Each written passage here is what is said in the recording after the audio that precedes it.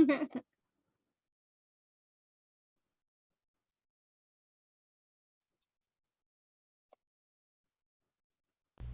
right, we should be good now. Hello, everybody. Now you can hear me. I was totally not actually talking, and I was just pretending to mess with you. Hi, hello, happy Sunday, welcome. Sorry, we're starting a little late. I was getting colorfully stabbed for longer than anticipated. I thought that I would be done in 2. It was done at 3. Sorry, my time, not your time. So, like, a half an hour ago. Anyway, good to see you. Glad we're back. Welcome.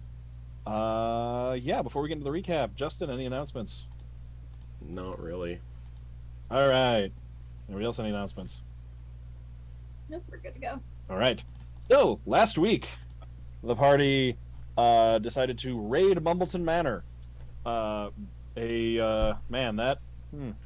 Realizing that breaking into a politician's house to go and grab evidence became suddenly topical since we did it. So, does this campaign predict the future? Keep watching to find out. Wow. Yeah, that happened. Yeah. So they broke into Mumbleton Manor, the home of Lord Mumbleton. They did so by having Cadence get some of his friends together and just make a lot of noise and basically protest outside the front gates while everyone else snuck in through the back. As you snuck across the lagoon, you found what looked like the shell of a massive, massive, massive crab. Just huge. Wasn't moving, though. And then made your way into the house, crept your way around. You found your way to 2 very important places. A office that was, like, up in the attic, like, hidden away up in a distant corner, past all the storage, with the one window that looked out over the lagoon on that 3rd floor. And also the basement, which included a weird occult gallery of items, and then also a records room. But the records room was found a little bit later because the calcified head of a giant crab, when Princess and I almost just said Ark. I'm not wrong, but when Princess and Tedros went into the basement, they both, I think both of you rolled high enough on perception to notice that its eyes were open and then shut as soon as you looked at it, to in the same way that someone does when they're pretending to sleep. Just like real life. Yeah. So you realized you were being watched, and then at the same time, Monty spotted a humanoid figure out on the water, standing up knee deep in the middle of a much deeper than knee deep lagoon, that then just went back down under the water. So everyone went back downstairs. You were going through stuff. You stole a book, and as you were down there and starting to go look into the records room, you heard the back door just get crunched open, and then heard just scuttling footsteps on the floor above you. Several of you set up readied magic to cast at the stairway, but it was as if, and this is a detail I'm highlighting now because I don't think I really highlighted it last time. It was as soon as the magic was prepared and readied, it did sound like the footsteps changed direction and went from going towards the stairs to moving to directly over where you were, which is when the Chul, the giant horrible lobster centaur, busted through the floor with a claw and tried to attack you. Missed, initiated combat, and just crawled its way down through the ceiling, down through the 1st floor into the basement, where you all did battle with it, successfully managed to slay the beast, and then got the hell out of there, taking your evidence and everything with you.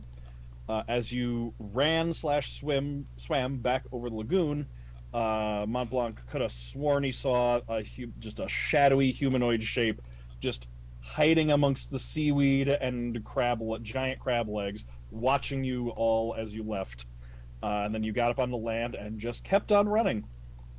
You managed to make it back into town, during which point things calmed down a little bit. Princess had received some information about her home that pulled her away and necessitated her leaving, but she basically said, I need to go take care of this.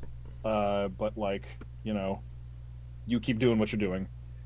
So then you all separated, and went back to the estate where you're staying, and that is I don't remember if you actually went to bed or if we're still in the middle of the night. I'm still out of hit points, so I imagine Okay. we didn't go to bed yet. All right, so you have not had a chance to go to bed yet. If you'd like to, you may. Nothing will interrupt you. Yep.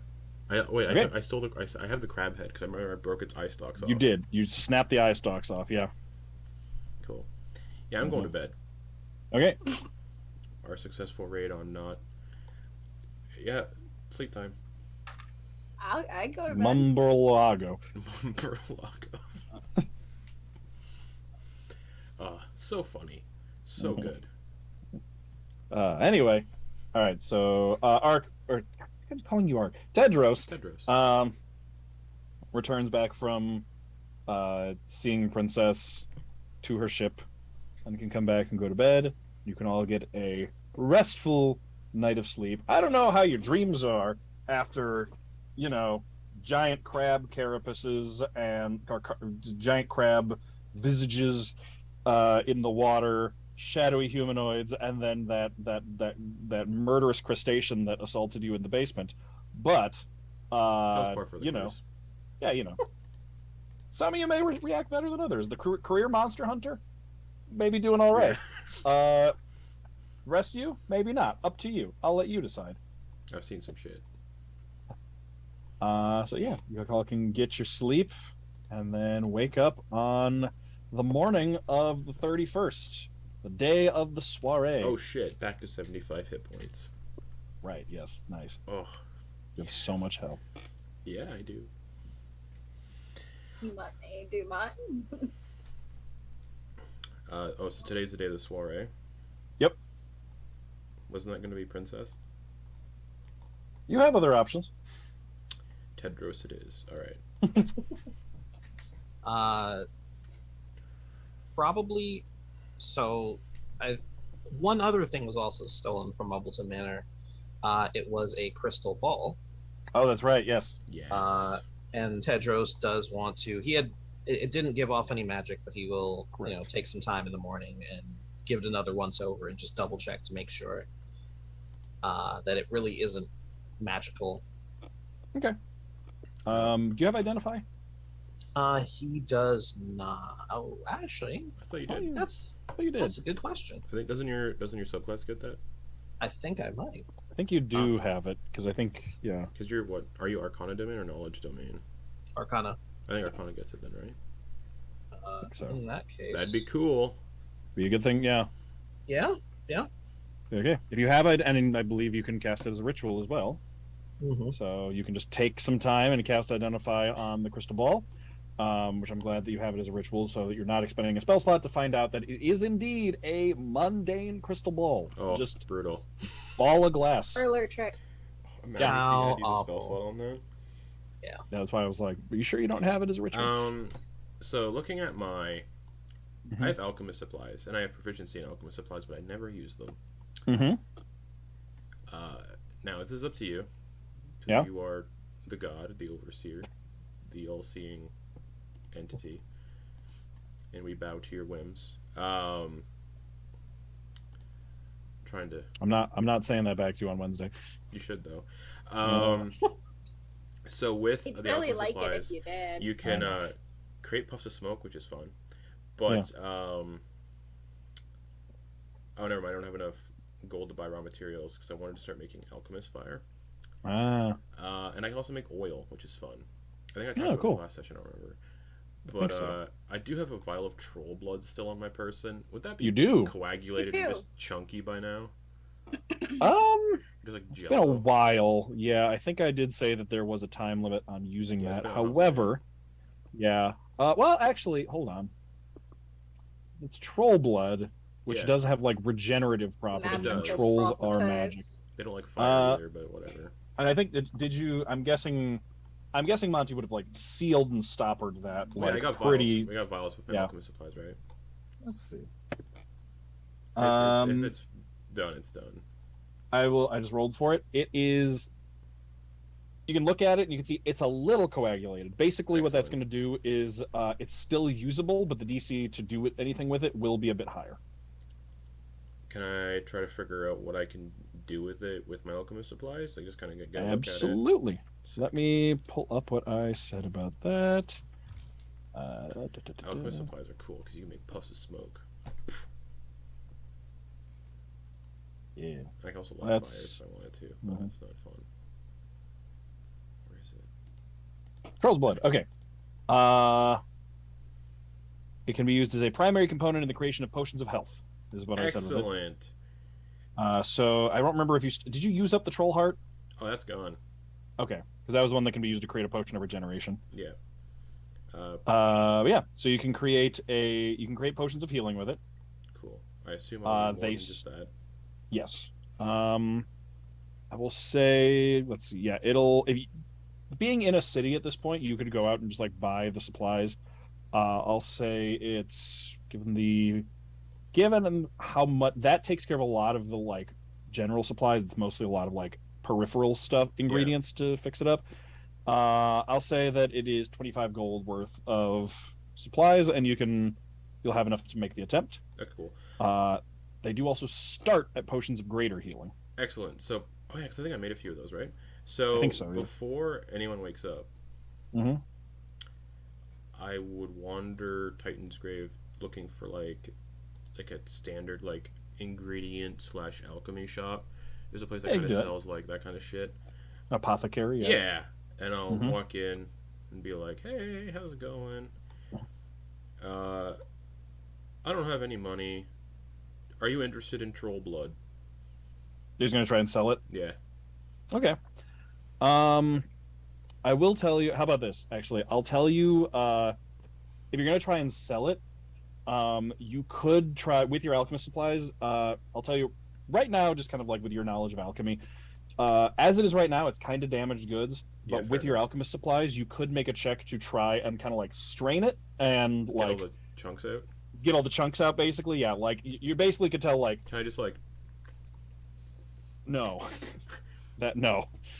Oh, we noticed this also has half-orc saliva mixed into it. Interesting. Okay, I'll try to see if I can like siphon the chunks out. Okay, go ahead and roll me a check with your alchemist supplies. Let's call that probably Constitution. No. Oh yeah, yeah. There should be more Constitution-based checks. I do believe in that, but sorcerers should be Constitution casters. Anyway, let's call that. Yeah, it's chemistry set time. Let's just call that intelligence. Okay, so that'll be a +4 total. Nice. 16 + 4.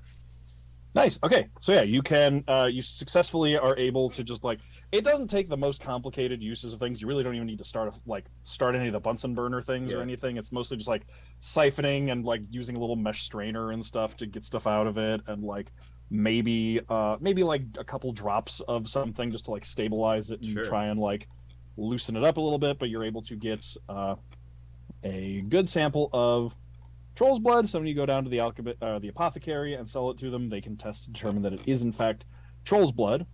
And let's see how much they will give you for 600 gold. Not quite that much, but and I just checked. It's detect magic, not identify. Oh, is it? That I get. Oh, okay. Still a very good spell. Yes. So he'll just ritual cast and then detect magic and just look at it for a while. But yeah, you determine it is not at all magical. The apothecary will give you 77 gold pieces for this vial of troll's blood. Shit, that's more than I anticipated. Okay, 77 you said? Yep. All right, cool. Roll for it. Now I'm gonna look at the rules for the alchemist supplies because I'm gonna buy something. Tool proficiencies, alchemist supplies. Yeah, I mean, I'm going to tell you right now. I think that was the last year troll's blood, like, or do you? That's the last vial I have of it. Okay. Yeah, it's DC 12 turns it into a potion of greater healing. 17 superior, 22 supreme. So like, balls. You know, that a talented alchemist could turn that into a potion of supreme healing, which is worth like 10,000 gold or something like that. So that's fine. Oh yeah, I know. I'm just saying. Hence why the blood is so valuable because like you can process it into some good shit. For you would have been 25 to turn into superior supreme though, because part of a long rest, I can use alchemist supplies to make 1 dose of alchemist fire. 50 gold pieces for 1 pound of the raw materials to make said alchemist fire. Okay. So how many pounds of materials would you say I could make out of, like, how much would, like, 1 pound of materials for alchemist fire, how much would you say, like, that would make me, like, how many vials of alchemist fire would you say that would make? I'm guessing that what that is giving you is just like one of them cost. Yeah, just one. I think is what that's giving you. 50 pounds. Well, 1 pound of materials. That makes sense. Yeah. I was thinking 50 pounds for some reason. Yeah, like that would be a little much. Yeah, that would be. It really distills down. So do I want to make alchemist fire, antitoxin, oil, perfume, or soap, or acid? Yes. Alchemist fire is a lot of fun though. Yeah, how much does alchemist fire cost I by think itself? yes is the answer. What? Hold on. Wait. Did it say you can make a vial of alchemist fire? A character can spend money to collect raw materials, which weigh 1 pound for every 50 gold pieces spent. The DM can allow a character to make a check using the indicated skill with advantage. As part of a long rest, you can use alchemist supplies to make 1 dose of acid, alchemist fire, antitoxin, oil, perfume, or soap. Subtract half the value of the created item from the total good pieces worth of raw materials you are carrying. Oh, that's how that. Okay. So that alchemist fire price would be halved. Right. Okay. Yeah. So the 50 gold gives you a pound, and then you basically Okay. So that's that. So you basically have just like a banked up gold value of raw ingredients. Works, okay. I thought it was saying that it took 50 gold to make one thing of alchemist fire. I'm like, alchemist fire costs 50 gold. That doesn't make sense. But yes. So basically, that means you can make it for half cost. So 25 gold per use. Okay. 25, 50. I'm gonna buy 3 pounds worth of materials. So okay, hold on. Long rest to make 1 dose. Oh, that's like that'll be 3 long rests to make 3. Yeah, I mean, I think it was like I think it said like during those long rests, so it's kind of like I'm assuming that's like your bedtime activity is just like making doing a little bit of stuff. Yeah, I'm guessing it's kind of like you do the alchemy and then just like kind of let it simmer overnight, and then you wake up in the morning. It's like ding, alchemist fire, and you're easy to wake up. It doesn't say there's any checks involved. Oh wait, no. Indicated skill with advantage. Okay. I'm gonna buy 1. I'm gonna buy.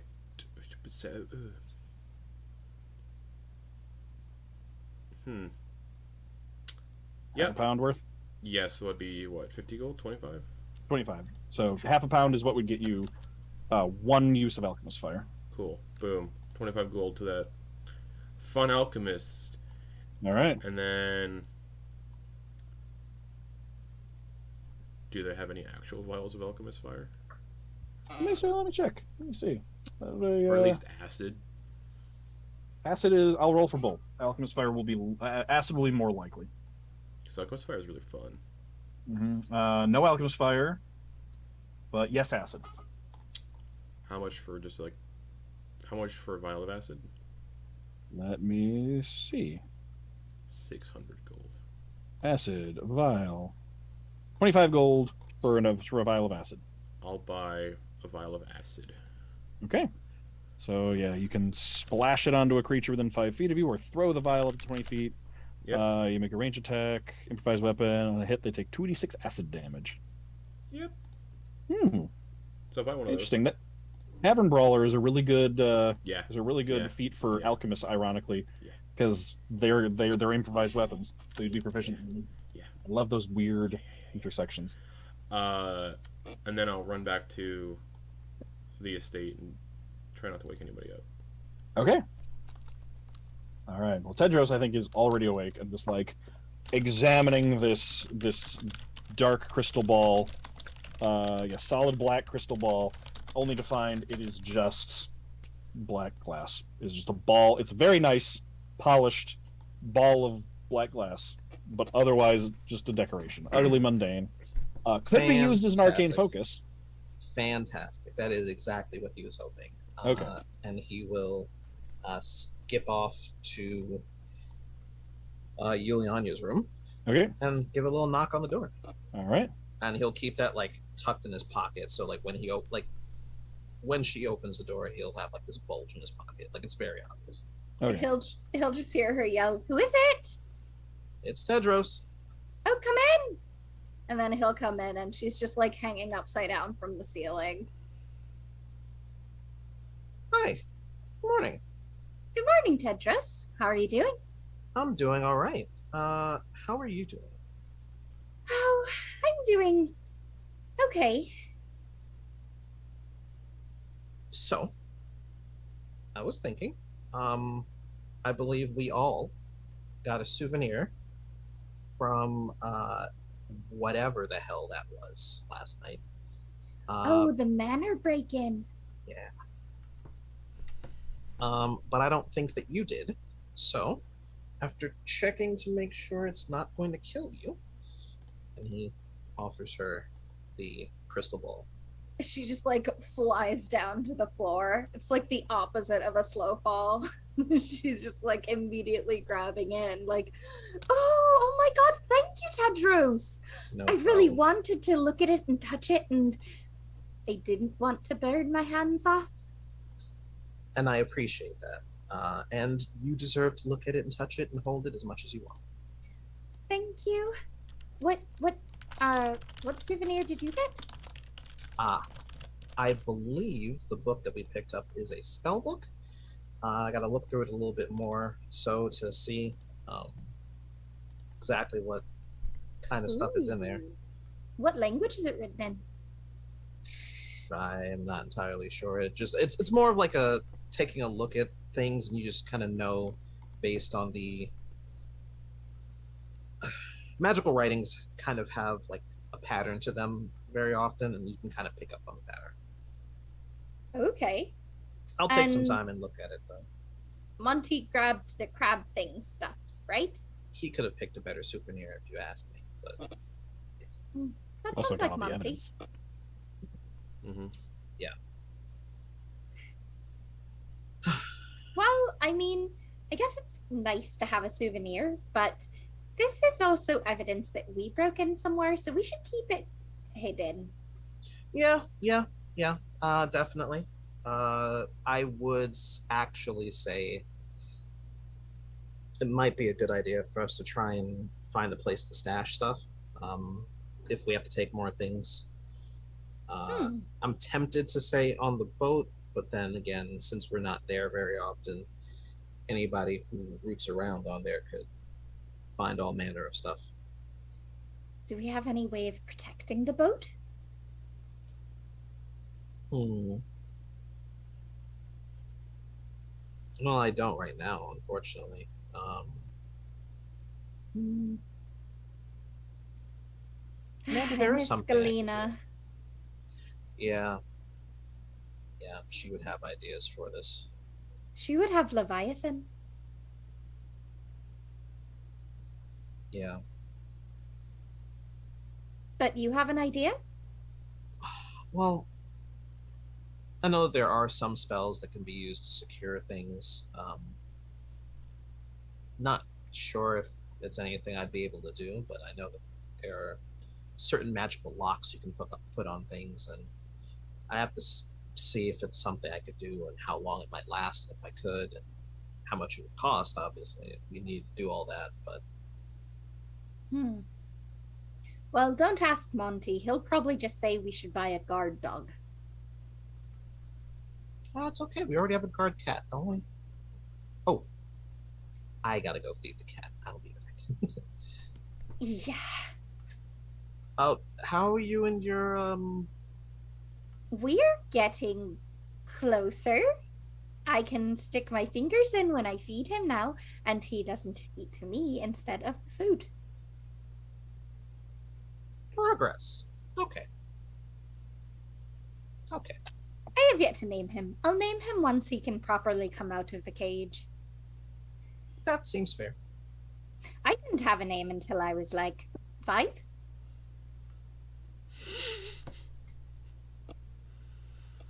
That's a long time to not have a name.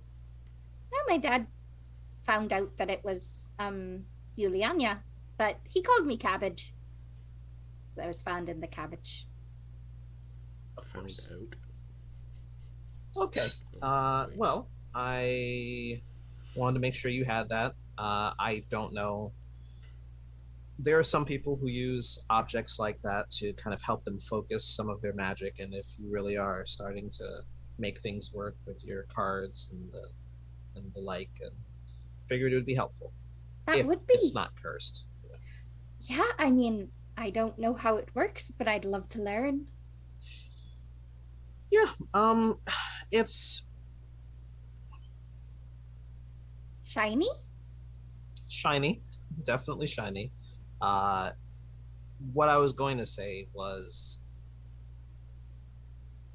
it's kind of, think of it as sort of a focus, a receptacle for your intent. And have you ever like a funnel where lots of liquid goes in, but it all comes out a single end? You can think of it kind of like that. It's actually how I very often use my focus. I kind of focus my thoughts and my intent, and it focuses through Gugut's symbol, and from there I can take that energy and do with it what I need to. So, Well, that sounds cool. yeah. But what's a receptacle? Holder, container. And a funnel is... It's like a cup that has like a hole in the bottom on purpose. Why would you put a hole at the bottom of a cup? A cup is supposed to hold things. And this holds them. Well, it doesn't hold them for long. It holds them to get them into a smaller point. Like, have you ever tried like filling a bottle with water, like a water skin? Like, you know how we have to like dip it in there and like squeeze the air out, and the water goes in. Yeah. Yeah, the funnels work kind of like that. You put it in tip there, and then you can pour a lot more water in, and it just all goes into. I'll show you sometime. Okay. And magic is like a funnel.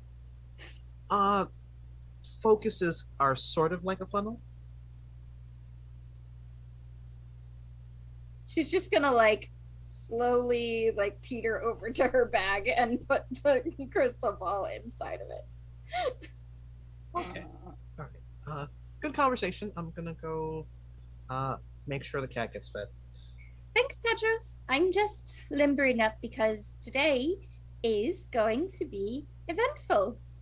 Yes. Are you getting ready to be the spring bean? Don't jinx it. Can't jinx what's already gonna happen. Thanks, Tedros. Wait, aren't we supposed to pick up our outfits? I can go check on that while I'm down there. That would be great. All right. You would actually remember you put Lady Stanway's house as the point of delivery, so they may have been, you should probably ask, they may have been delivered at some point. Given the timeline they gave you, probably should have been. So eventually, Tedros remembers that and passes it on. Oh, perfect. Do you know who I should ask for it? Hey, Lady Stanway, we asked for the clothes to be delivered here. Do you know if they arrived yet? That's... Okay. Or I I can guess do one that. of the servants would probably know too. Okay, sounds good. All right. I'll check for us. There's probably going to be a lot of outfits that aren't going to be worn. Well, they'll be here in case people make it back in time. I don't know. You know how magic is. It's unpredictable. Portals and such. Yeah. Well, I better keep getting ready. Okay. And, Thanks again, Tedros. Anytime. And he will actually make a... No, he will not. Oh, actually, let me see how long he can hold this, because that is the important part.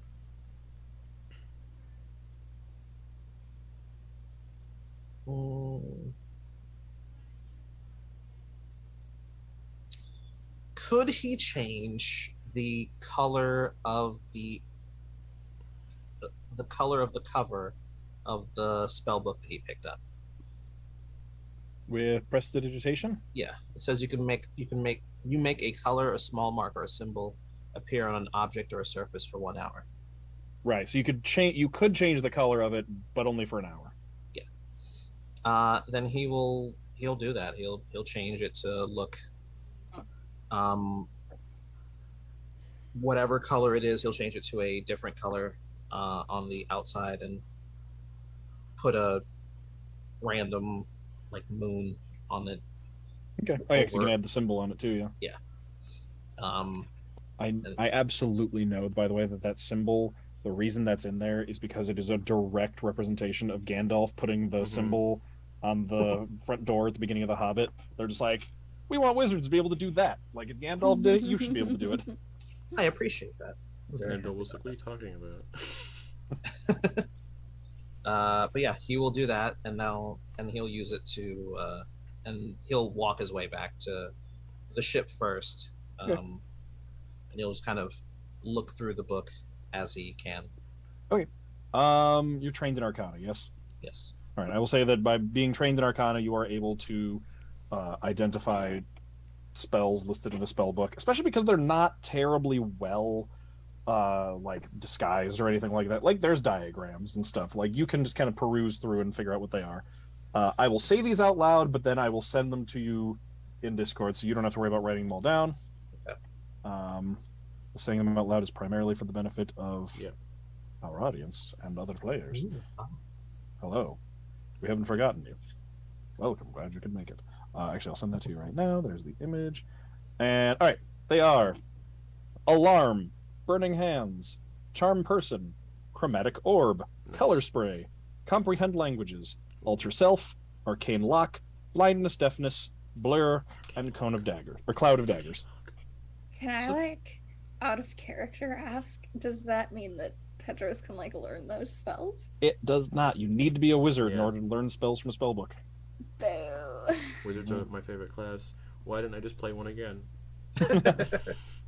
They're fun though, because it's like there's a whole other game mechanic that DMs need to just like include scrolls and spellbooks as loot.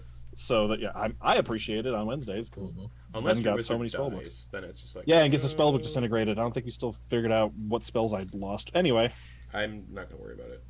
Okay.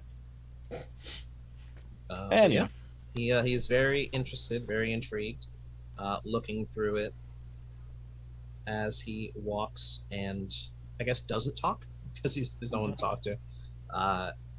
And he goes and makes sure the cat gets fed. Okay, you can go feed the cat. Monty gets back at some point in here as well. Yep. Does Yulyanya go and inquire and check on the outfits? Okay.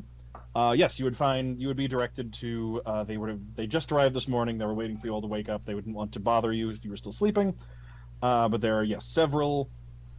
They're like in the place you went to is very nice, if you'll remember. So, they're not like paper wrapped packages like folded up and everything. These need to be ready to wear. So, there Garment are like bags. yeah, there are several like velvet garment bags. Set up like hung up on like a coat rack, basically, like one for each of you. We love to see it. Yeah, they've set that up. It is beautiful, gorgeous, wonderful. They do justice to the outfits inside. Yule just runs up and starts running her hands all over all the velvety bags. Oh, and the bags are also embroidered with the name of the establishment, which was the Velvet Coterie. Spelled Coaterie. Coat. Amazing. Yes. How can she differentiate which ones are hers? You would have to open them all up and just kind of like look inside, but you can definitely like you look your way through, and the one that like it's just like cabbage leaves nearly like spring out of it, like it's like it's compressed with how much is in there. Like you open it up, just like suddenly just cabbage. Just green tulle and cabbage leaves just come like busting out of it. And you're like, this is definitely mine.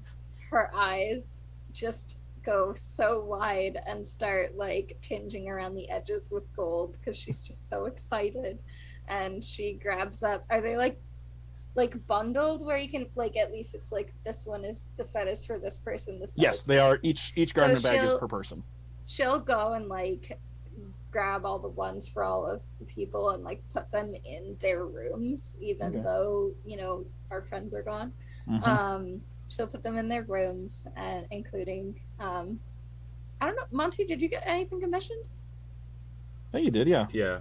Yeah. I don't think Okay, so did we describe what we wanted? Because I did have an idea in mind for what the people of Titan's Great usually wear, but we described what we wanted, but I just didn't remember if you were at the like appointment.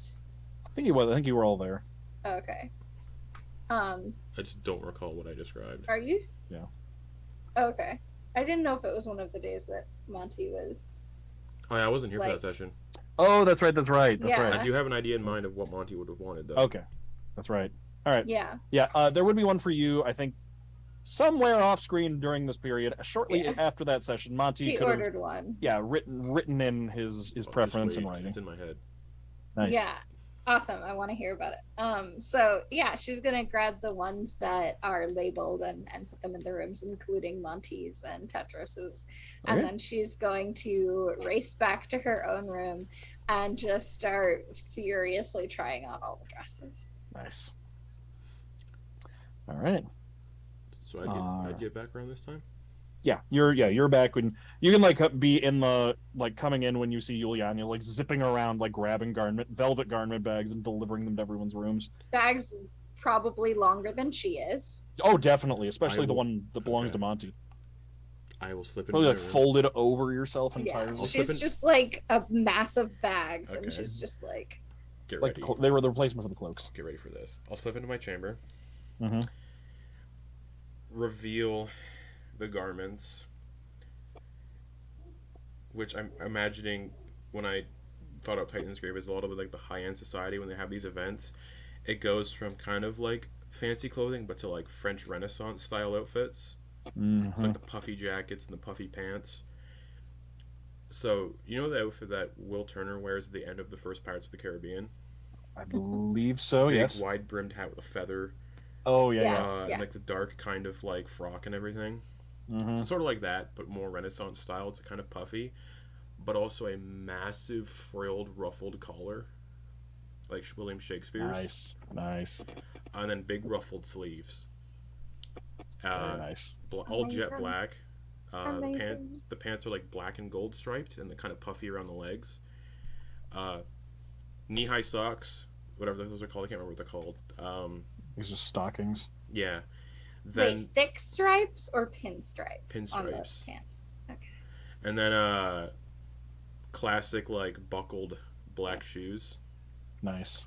And a big wide brimmed black hat with a peacock feather sticking out the side. Very nice. And that is what he was wearing when he steps out of his chamber. Nice. And Yulyanya will come bouncing out in her frilly, again, you weren't there for the description, but the cabbage dress is a sight to see. It is just as if she had become a cabbage herself, but in a cute, like, shapely dress where it's just like layers of like skirt that just resemble the shapings of the leaves, and a sweetheart neckline. Excellent. And she's just beaming. Well, hey there. Monty! Howdy. You look amazing! Yeah. So is this the kind of fancy wear they wear here? Depends on the event. So what kind of event would this be for? Soiree. Soiree. Kind of like. Is this dress nice for a soiree? Of course. I'm so excited. I've never been to a soiree or really any kind of event besides, working. Not a fan. But No? no. But Why not? A lot of rich people showing off how rich they are. Is it bad to show off how rich you are if you're rich?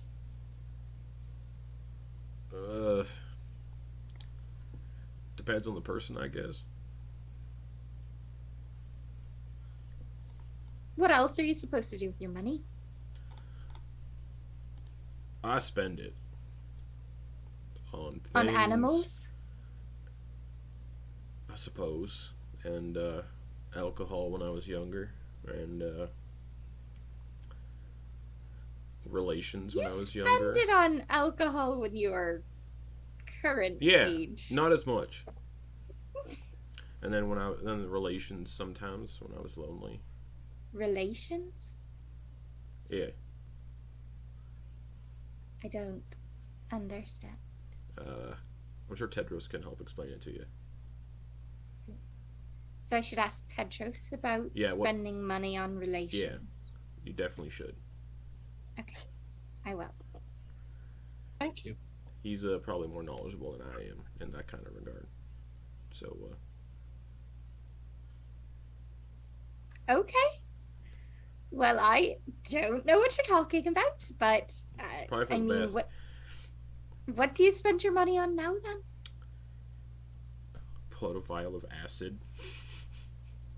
Acid. Why And not did the you fun buy kind.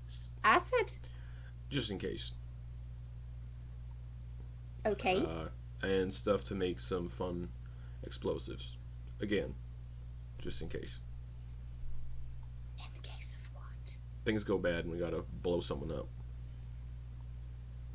I can blow people up with my hands, basically. Yeah, it's cool. I can't. So, Yes, you can. Yeah, but this is a little more. This is more exciting. I can make fires. So it's a hobby. Yeah, sort of. More recent hobby. Okay.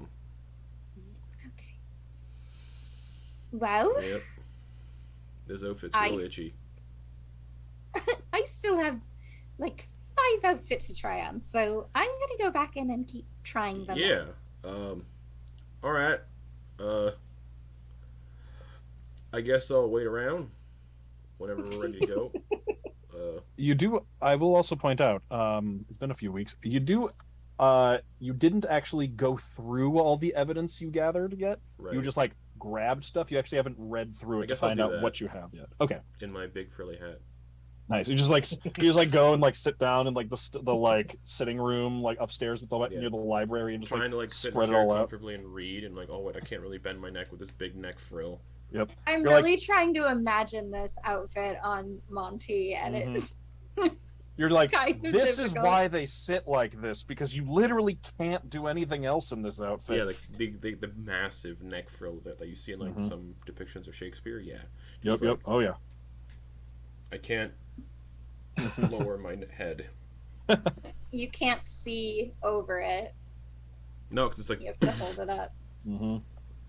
All right. Tedros would come back, so it'll take you a while to read through that. Tedros, you would come back excellent. at some point and find Monty. You would find like Yulyanya probably like I'm guessing Yulyanya like skips out into the hallway with every dress and then goes back in to change into the next one. She runs out to the bathroom or wherever there's like a long mirror and back into the room to try on her dress and back out to the mirror and so forth. Incredible. All right, so you come back and Yulyanya is zooming around in just a different dress every time, and Montblanc is sitting there awkwardly in the library in that like open second story library, just like upright, head up, and like awkwardly holding a book or holding like the stuff you gathered yesterday up in front of his face to read it. You nobles really are weird, huh? This is gonna be the last day you live if you make any more jokes. It's all right. I hate it. It's itchy. It doesn't look comfortable in the slightest. No. Really not. Why do these have these fucking neck frills? I can't like turn my head. Well, I'd like turn my I whole would body. imagine.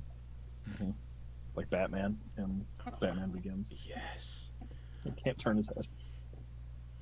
I would imagine it's so that your focus is directly in front of you at all times. Great. Being able to move freely is for the pores. Yeah. What you need to move for? Physical labor? True. Fair. Yule just like pops out of the room and is like, or maybe that's what the designers made you think, so that you were just easier to kill if they ever wanted to have an uprising. Wow. Great. Okay. And then she pops back into the room and keeps getting dressed. Okay. Great. Wonderful. I like my idea better. I'm just gonna put it out there. Yeah. And Tedros, you do see that Montblanc is going through the evidence, so would you like to join him in that or try on your outfits? Absolutely.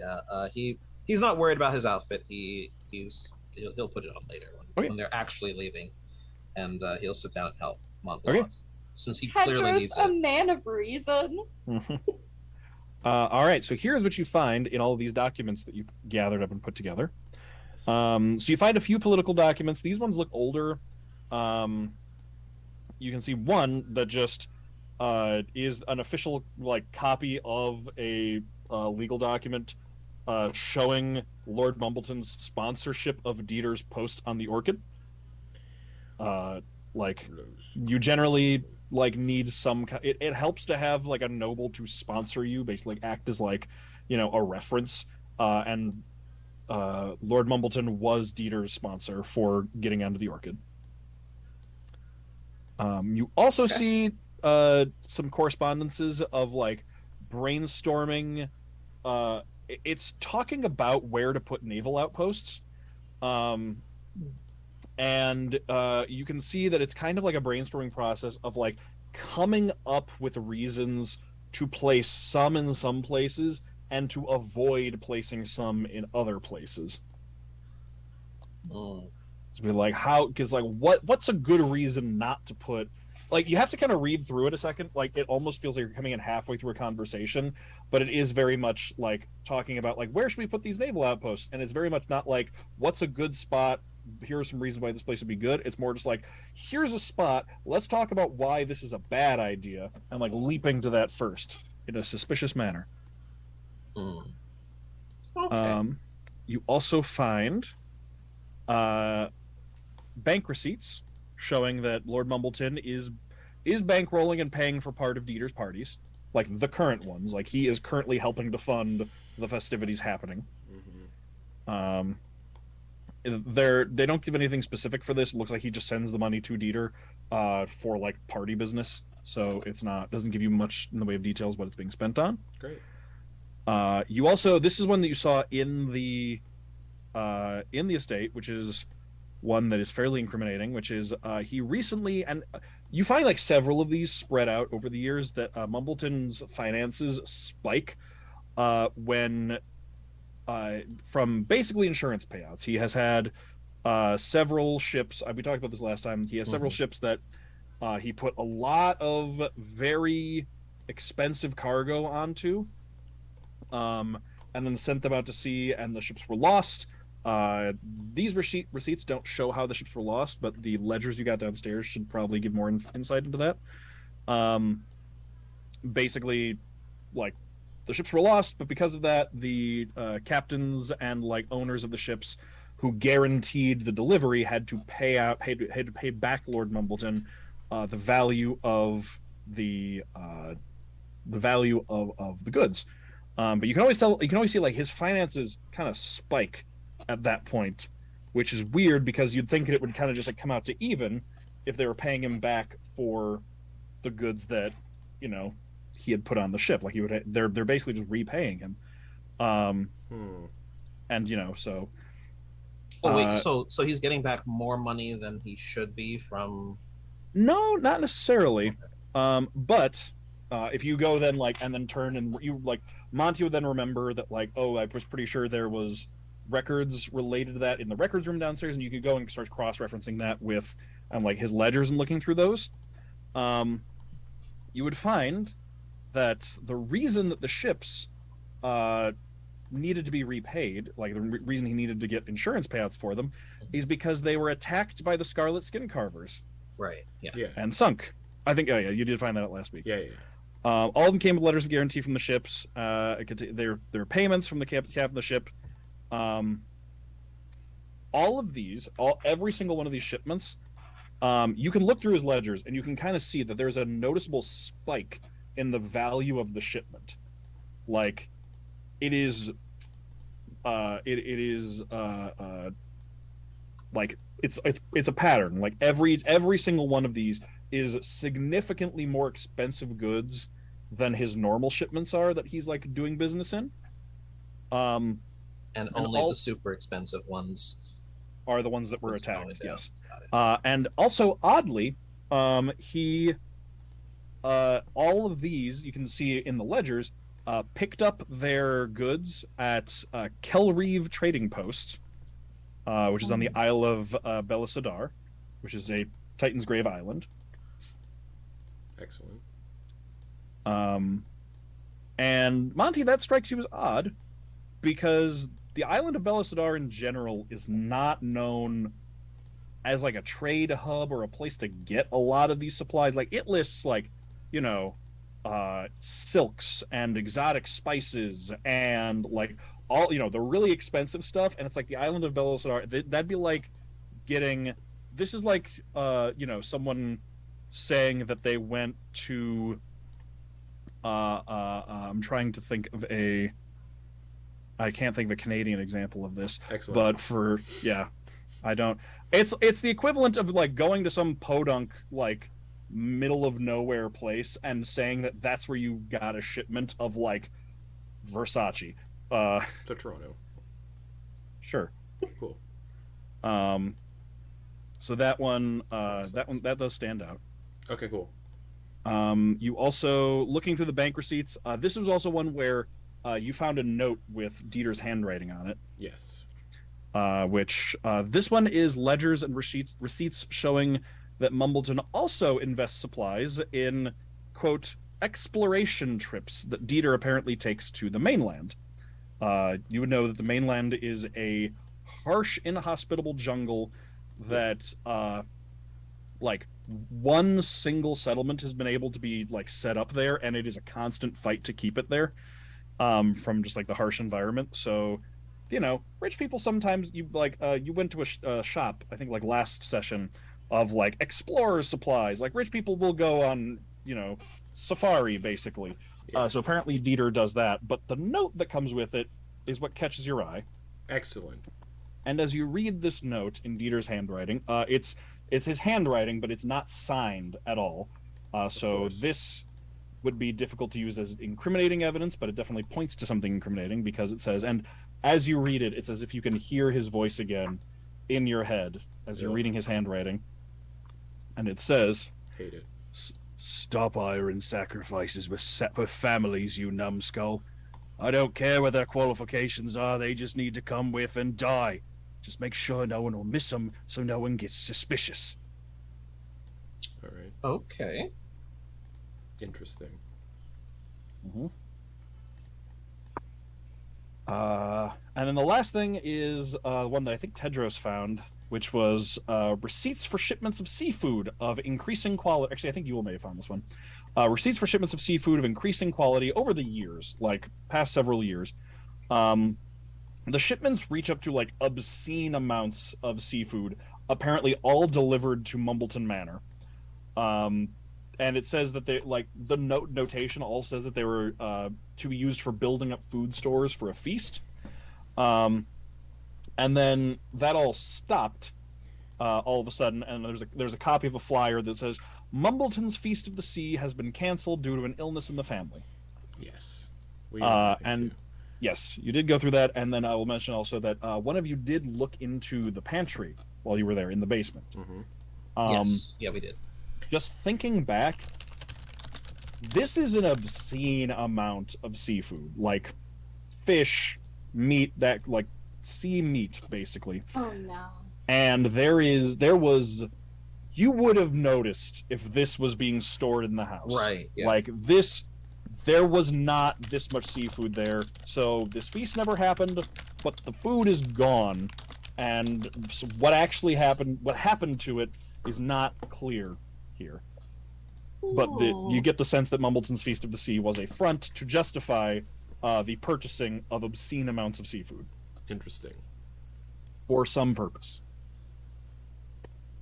And yeah, that is the evidence you are able to put together. Okay. Just in that many. Well, that's incredible. This seems a little fishy. If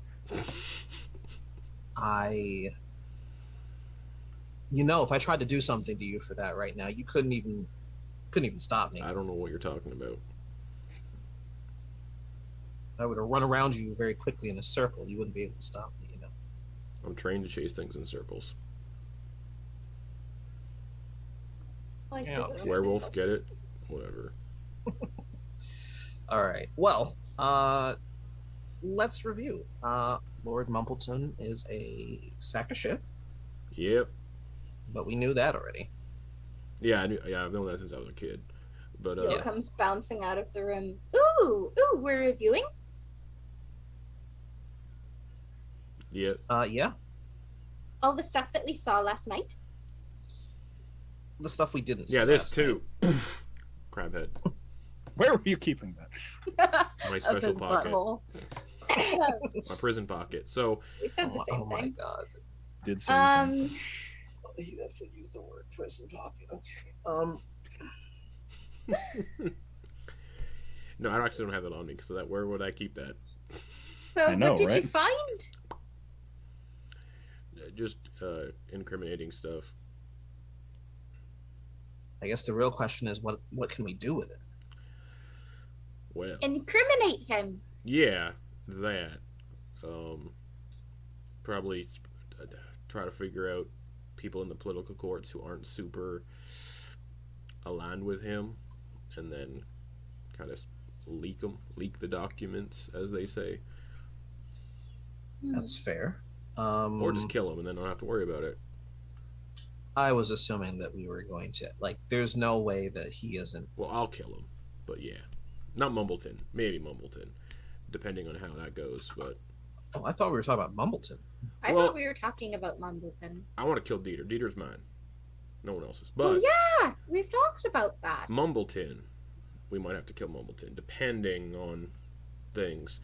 It still doesn't explain the shadow person I saw underwater when we were leaving the manor. So, they weren't shadowy themselves. They were just in shadow. Yeah, they were hiding in the shadows in the water. Don't know who that was. So that's fun. Maybe that was Dieter. Oh, fuck. Based on what you remember, I will say, based on what you remember of Dieter's silhouette, Dieter is, okay, so first, you're a large person. Yeah, 6'7", 6'8". Yeah. Dieter's human. Dieter's pretty good size for a human. Yeah. I'm clearly the top. Okay. What I'm going to say is that person you saw was much thinner and shorter than Dieter. So you would unless Dieter has lost a lot of weight and a couple inches of height since the last time you saw him. Patrons be weird. It's possible. It's just it didn't look it. Okay. From what you remember, it didn't strike you as a familiar silhouette. Yeah, but again, anything's possible. I would like to point out that you could be a power bottom. You could generate the power. That's true. From the bottom. That is true. Oh my god. 6'8" of. Okay. Anyway, so yeah, there was this person obscured in the shadows in the lagoon when we were swimming back. So there's still that mystery. Well, that's not great. No, but I generally don't like to worry about. That's a lie. Lately, I've decided just to worry about things as they come. I feel like planning ahead too much kind of causes problems, and the plans never really bear fruit and go as planned. So, obviously, Yule's going to be the spring bean. We know that. So, how good are you at, what's the word? Tedros, what's the word I'm looking for here? I don't know what word you want. I'm sorry. Not relations. Relations? Yeah. I'm supposed to ask you about relations. What's I'm specifically supposed to ask you about paying for relations. this is you, isn't it? You'll ask the question, and I said you might be more experienced in the answers of said question. I have an answer. There we we'll go. get to that afterward.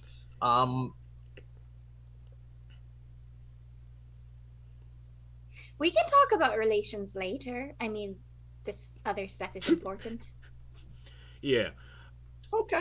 So, I know we were talking about Princess being the one that was gonna kind of whatever the fuck's going on here. This soiree thing. Well, now we need to decide who's gonna be our spring bean. It's got to be Yule, right? Yeah. I think he's looking for a woman. Yeah. Yeah. Interesting. Now,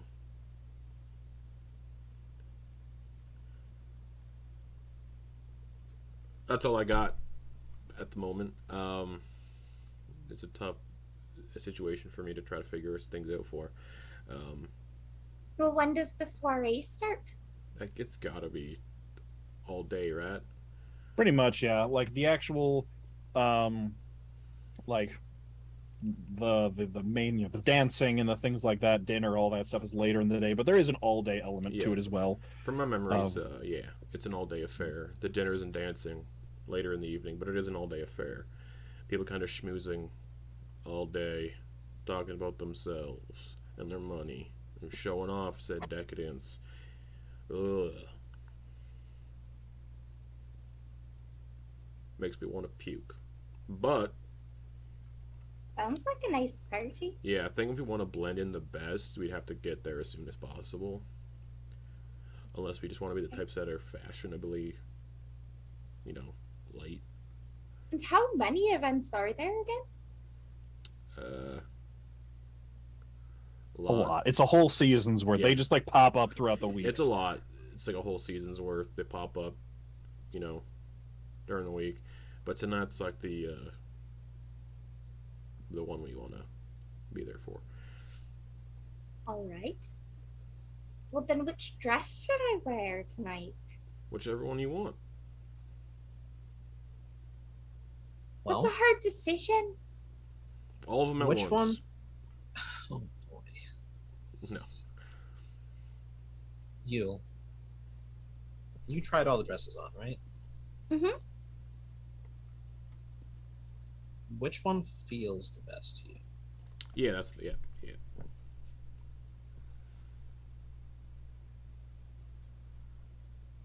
I'll have to think about it. Okay.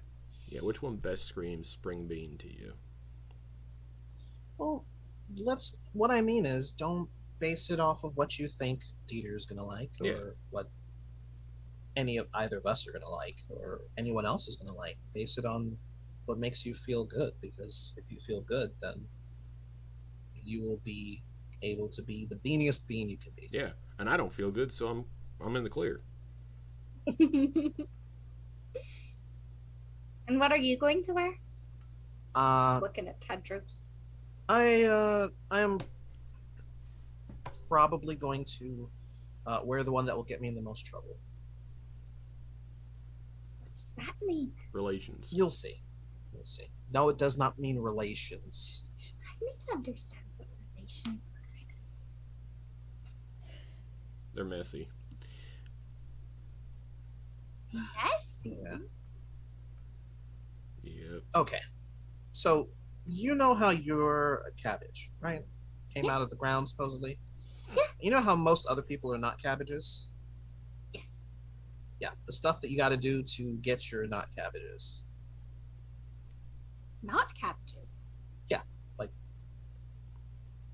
Most people don't spring out of the ground. Most Yeah. people come out of their mothers, and, they get there Yeah. after. Are you trying to explain sex? I'm trying not to explain sex very specifically, actually. I don't know what that is. Can you please explain it to me? Well, when a farm animal and another farm animal need to have a baby, they have sex, and people do it too. Oh, golly. Well, I know more about it than that. That's but what I meant the about. That's what I important meant earlier part. about relations. Oh gosh, so silly. Yeah. Oh. Now, do any of you got weapons you can conceal? Because I don't. True, fair. Mostly I have a knife, but usually if I want to do anything and Tedros like makes a couple of like sparkles appear with prestidigitation or something. Yeah, my anchor isn't inconspicuous. Fair. And it is the old anchor of the Orchid. So that's a problem too. Because Probably not recognizable because anchors are anchors. Yeah. Like they don't like decorate them or anything. Well, But yeah, But so I still doesn't have, help. I have other weapons, teeth and claws. I have my hands. I have my daggers. I can use my new quarterstaff as a walking stick. That's actually what it's supposed to be for. I'm pretty sure. Yeah. And I also, it's not a weapon. I can't use it to fight, but I can still use the hand thing to unlock doors Yeah. or take stuff. That's useful. I got acid. Oh, acid. Yeah, I got acid. Don't know what we would use that for, but Melting pig. Melting things, melting people. okay. I could pour the acid in someone's mouth when they're sleeping and just, That's Who's going to be Particularly- asleep at the event? well, depends on how much they drink. depends how many relations we have. So, Are there going to be relations at this event? rich people be horny. And it's not uncommon at these events for things to spread. So yeah, I will. Yeah. Since you mentioned, Titan's Grave is basically, you described it as like Victorian England. Victoria. But No, with- more, I describe it more like old school Italy / French Renaissance, if I remember correctly. Oh, I thought you said it was. Well, you said it was like. You said it was like Venice in terms of aesthetics. Oh, right, you're right. And then like Victorian England, So that lots sort of era lots of lots fanciness. lots of But however, you also described it as that, but with no religion whatsoever. Correct. So the stuff that usually made people during that time period the most uptight and like, not touchy is gone. Yeah. So yeah, it's just all out there. Like there's so just a place of debauchery. yeah. it's refined, but it's Refined like it's the kind of debauchery. thing. It's the kind of thing where like you will not start a scandal for like being caught in the garden together. And people do just kind of their parties will have guest houses People be specifically fucking. set up that like It's you can just like go sneak Hedonism. Yeah. off a little bit. Because that's the whole reason I made Titan's Grave like no religion whatsoever. Because in D&D a lot of places are filled with religions. Like no, fuck that. Let's see what happens when there's none at all. Yep. Here we go. People be The fucking. Valley has no religion because, like, why would they think that there are things in the sky? That so makes yeah. no sense. That's how I might be blending in. Because I mean, If that is the case, then I think there are probably some spells that Tedros. Now that I think about that, there are probably some spells that Tedros would have prepared this morning, since we're going into things. I'll So like- I will double check my spell yeah, list. I'll I go. will say- I would have probably gone into detail like what to expect. I will say that because like I think it's Cure just- disease or I'm whatever. just gonna And then, Oh my god. lesser restoration, get some points with the nobles after. I have this Use sort bread. of rash. That's already prepared. That's um, always Yeah, there you go. That's how you get leverage on nobles. Actually, I'm not going to tell you that because that's actually a halfway solid plan. I'm not going to put that in your head. Let me. Where was I know about it. Pairings. What? Listen, we'll get there. We'll get there. I think it's okay. I can't find it right now, but preparing new spells. I think you. Oh, there we go. When you finish the long yeah. So it takes time to prepare your spells. Since you knew that you were going to like the thing today, and you also didn't have a lot to do prior to that, I'll say you can also have like not prepared your spells yet today, and just like have held off on that until you had this meeting, so you knew what to prepare. So Yep. you don't have to be like retroactively. Just like prepare now. You might have occasionally, you might have somebody come up and be like, "Hey," because you're a man of healing, Tedros. Now, you can advertise that as much as you want, but don't be surprised if someone walks up to you and be like, "Hey, I got this rash. Can you look at it? I got it from, an event like this." Yeah. Could put you in some good favor. Could. Consider that I probably don't necessarily want to be in the good graces of people that I probably won't have any respect for after about an hour. So Fair. Yeah.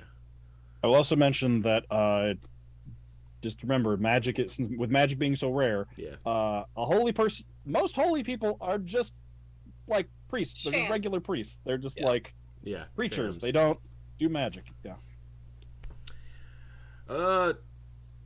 Will Yep. people be upset if I use magic in performances?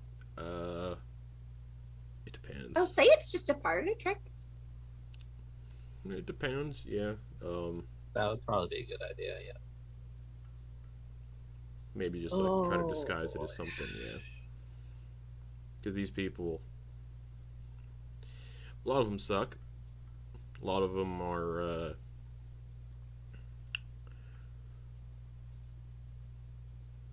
Well.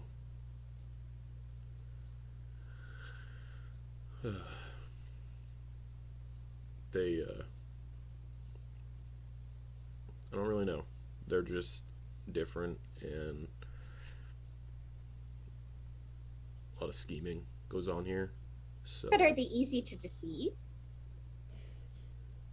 depending, a lot of them spend all day deceiving people. So, as be the political courts and stuff. Got to deceive people most of the time to get what you want, and a lot of people in Titan's Grave deceive to get what they want. So, I mean, if you want to blend in, I guess deceiving people is the best way to do it. Did anyone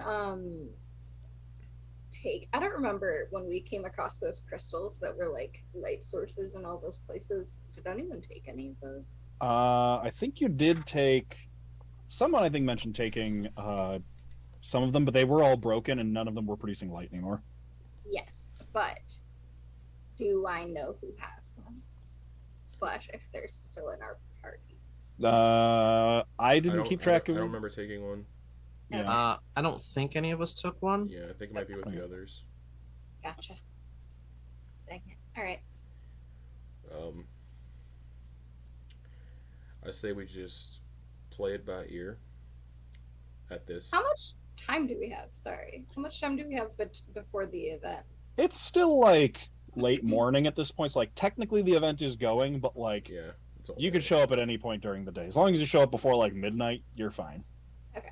It's just like you'll have more time to do stuff. Like Yeah. it's going to be a little bit more of a chill event during the day. Like people kind of like mingling, talking, and that kind of thing. And then it gets more into like big ballroom dancing and Yeah, dinners and like cool. the more like structured stuff later in the evening. But Okay. I do, my opinion, I do suggest we get there as soon as possible. That way we can kind of get a better read on things and try to figure things out Okay. before we have more of a deadline at the Yeah. the event. But I'm just gonna run out to the store. I need to grab something. All right. I have an idea. Okay. Sure. Yeah. All right. So Yule's just gonna run off to her room and come back out like with her bag and just give a wave and jet off to Okay. the main market area. Okay. All right. What would you like to get? Well, could she go back to that jeweler that they went to? Mhm. She's gonna walk in and be looking around and try and find someone to help her. Okay. Yeah, you can find someone to help you out. Hello, and how can I help you today? Hi, I'm looking for bracelets Mhm. that have crystals. Okay. Do you have anything like that? That's, I mean, nothing too fancy or expensive, just, something that I could put on and have the crystals on the inside of my wrists. Yeah, just some basic wrist cuffs with some. When you say crystals, we do have some gemstones, and Yeah. we'll just kind of like walk it. You're in a jewelry store, so yeah, we'll walk you through the variety of jewels. You can find Mhm. everything from more basic, like clear gemstone type things that are like less precious, all the way up to like diamonds and rubies and sapphires. Mhm. So, Is there anything that is in like the mid-range price level with like gold tone and blue gems? what are you defining as mid range? Like, how Mm. much would you like to spend on this, basically? Let me see. Give me 1 second. I have 39 gold, but Okay, how much don't- would you like to spend? You did get. Everybody got 50. I don't remember if you spent yours. spent it on the quarterstaff. quarterstaff. Yeah, Got I it. bought the quarterstaff. Mhm. So yeah, I have 39 gold right now. I would like to spend less than that. I'd like to spend somewhere around like 15, if that's doable. Okay, let's see. Let me see what you've got in terms of that. Yeah, so you've got some options for gemstones you could get for that cost, since they're pretty small, and you're putting them between the two of them. You've got, let's see, blue quartz, some of the moss agate, tiger eye. That'd probably be it. Most of these aren't. Let's do They're- blue quartz. Okay, yeah, mostly like Cubic zirconia. obsidian. Yeah, blue quartz is good. Yeah, you like turquoise, which is in the same price range, but like isn't isn't shiny. So. Yeah. Same with like obsidian or malachite. Yeah, we'll do the blue quartz. Okay. Are there any that are like a cuff type? Yeah, you could get just like Okay. pair of like wrist cuffs there. You could just like turn them with the gem facing inside your wrist. Old wrist cuffs. Fun. Yeah, you can see that they have ones with like full on rubies in them, and they are worth 5,000 gold pieces. She would like the blue quartz ones, Yep. please. Diamonds also 5,000. Black sapphires 5,000. Fire opals 1,000. Emeralds 1,000. Okay, so how much will that be? The 15 that you said for the blue Okay. quartz. Yeah. Perfect. Thank you. Mhm. How do I get out of here? Of all the things that D&D has prices for, they have just a ton of gemstone Random prices. gems. Yep. Amazing. So you can put it in as treasure. Okay. When really it's like I don't care if it's like why do I need all of these gemstones that are worth 10 gold pieces? Mhm. I mean it's helpful now, but Excuse me. Okay, thank you. She's going to thank the worker profusely and dash out of the store with her goods so that she can make it back in time to get ready and everything. okay. Was there anything else anyone would like to do in the meantime? Stash my flail under my bed. Okay. Meanwhile, in the corner. Oh wait, no, it's right. You released Oscar. No, I didn't. I said I was looking for a jungle to do that. Oh, that's right. So then in the corners, Jasper is just like lightly, gently hisses at the air at the sound of the anchor being scraped along the floorboards to get it back under your bed.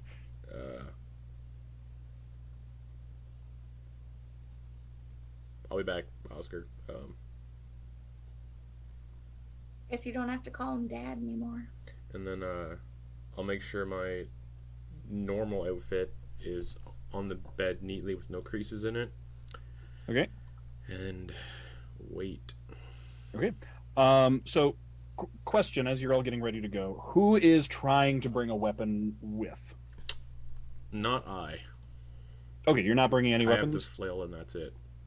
Oh, okay, all right. I That's right. You have the claws if you really need to. Mm-hmm. And my Okay. unarmed strikes You're deal 6 damage anyway. So You said you're bringing the quarterstaff. Are you bringing anything other than the quarterstaff?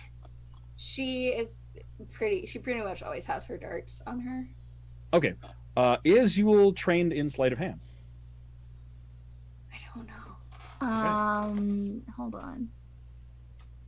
+2 sleight of hand. So I don't. Is the I'm not little thing filled in? proficient Okay. in it, no. So you're not proficient in sleight of hand. So hiding weapons on a person there's an art to it.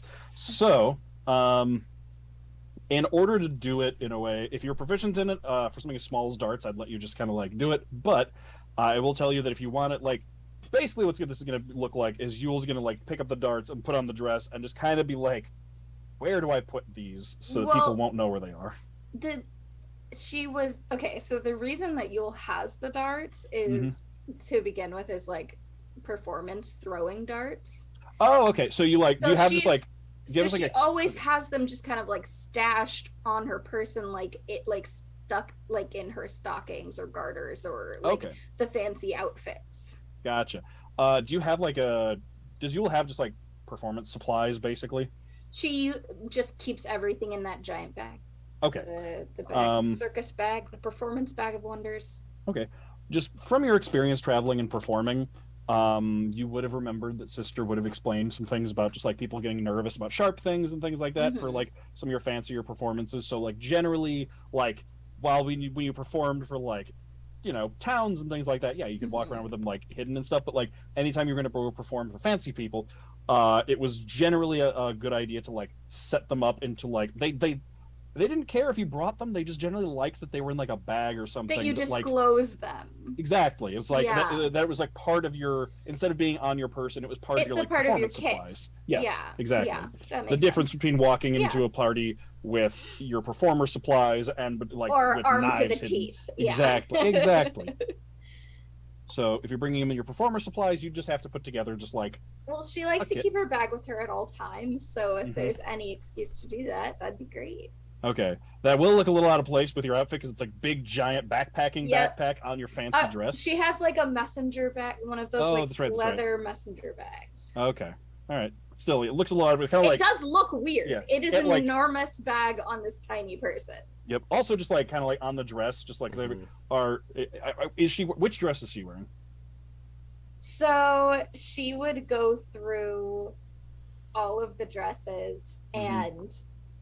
This being the first night, she just feels the most comfortable being a little cabbage. Okay, so you're a little puffy cabbage self, and like when you put the thing on, it kind of just like awkwardly compresses it in places.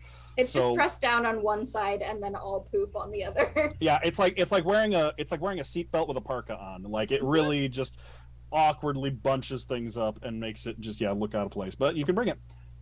Cool. And I would ask Tedros, but he has not blinked in a few minutes, which I think means that he is not real. We're dealing with life model decoy Tedros right now. Yes. Fake Tedros. VI virtual intelligence Tedros. But okay. Unless you all have something else you'd like to do. Yeah, Yule has not fed her monkey today. Oh, okay, yeah, good plan. Don't feed the monkey. And I'm sure I have to roll animal handling to do so. Yes, you do. And I want to die already.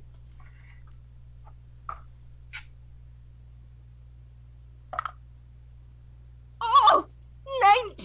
19! Yeah, all right, yeah, you were able to like open the door and like lean in and like get the monkey eating out of your hand and like give him little like scritches in the back of the head while he eats. She's so happy. Like, I cannot express how happy Yule is that she's gaining progress with this little monkey. Definitely, yeah. I will say, after that, you don't know if you can get to that level consistently, but you will not have to roll just to basically feed the monkey anymore. Yes! Gained enough trust to just feed the monkey. I love feeding the monkey. Okay, that makes me very happy. So Yule's gonna give the monkey little scritches and close the cage, and then she's going to take her her new bracelets out of the box and slip them onto her wrists and adjust them so that they are like, you know, tight enough and in the right spots so that it looks like there are like specific fancy crystals for a purpose. Okay. All right. And then anything from Monty in particular, or is he just ready to go already? In his He's outfit? got his evidence. He's got his stuff. He's ready to go. Oh, you're bringing the evidence with you? No. Okay. He's going to give all of that to Lady Stanway. Okay. For safety. Do you do that like before you leave then? Yeah. Okay. What's this? It's evidence we found at Mumbleton's Manor regarding illicit dealings with the Scarlet Skin Carvers, Dieter, and Mumbleton himself. All sorts of stuff. Interesting. Could be good to bring up in political courts at some point. Yes. You know, there's someone I believe who would be very interested in looking through this. Who's that? You know her very well, dear. Oh, yeah. Perhaps should we, before we leave tonight, should we send a letter for her to come by and pick these up or take a look at them while we're at the soiree? Yeah. All right, so I'll arrange that. Excellent. Because Monty's mother is very politically inclined. That's and right. would be. She cannot attend the courts anymore, but she knows what to do with them. Correct. And I don't. Yep. So, right. So you can. She'll get those set up and make sure that one of her most trusted servants will hand those off to your mother when she comes to visit and takes a look through them. Excellent. She will absolutely know some devastating things to do with those. Perfect. All right, Tedros, was there anything else you wanted to do before we all leave for the soiree? No, he will put on his outfit, the one with the circular cutout in the chest, right where his holy symbol would be. And he has, for this one, he actually has the coin that he got from Victoria hanging in front of his holy symbol. I will say one thing before we go. Clearly by now someone's going to know people were at Mumbleton's Manor. And I got a feeling something may have recognized our faces, either the crab sentry thing or whatever I saw standing in the water / in the water. So I would suggest not trying to draw too much attention to yourselves, unless you have to. But I can't do that and be the spring bean. Like I said, unless you have to.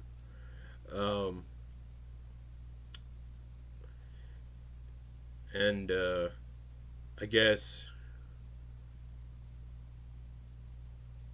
good luck, everybody. Well, I, for one, certainly hope that we don't need any of that, but yeah. Oh boy.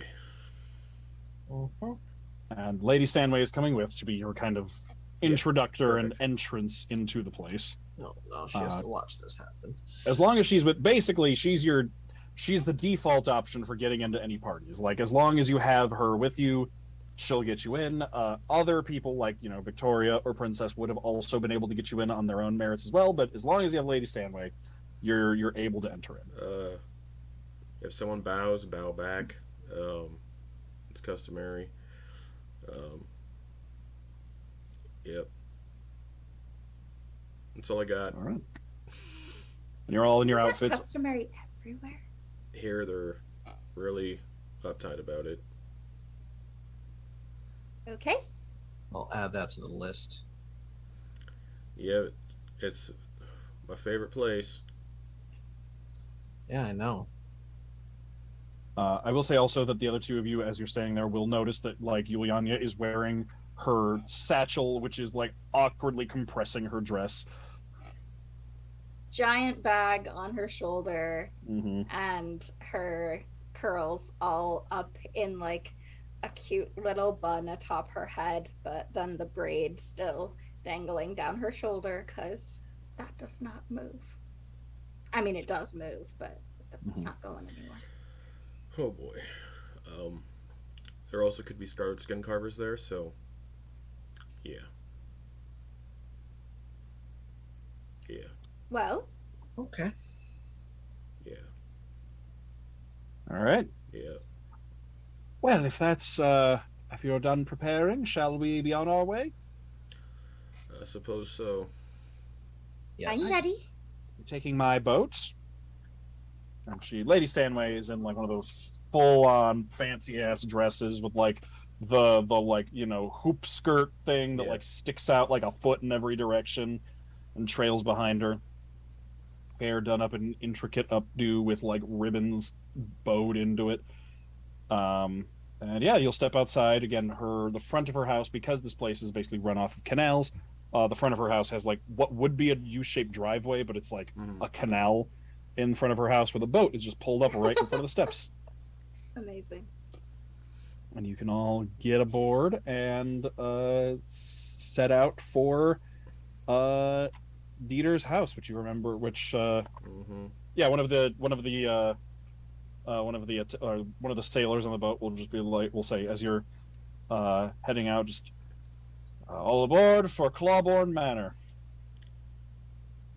And you'll you can set out through the canals, make your way through the districts, eventually make your way to one of the locks that adjust the water level, because again, this entire district is like a good 15-20 feet higher than the water level. So any entrance and exit via boat has to be done through these locks to like bring you down to like everybody else's water level, and then you can set sail onto the open water.